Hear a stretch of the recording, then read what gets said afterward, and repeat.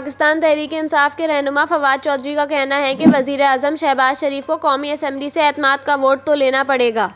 एक बयान में फवाद चौधरी ने कहा कि वो सदर मुमलिकत को शहबाज शरीफ के एतमाद के वोट के हवाले से दरख्वास्त करने जा रहे हैं।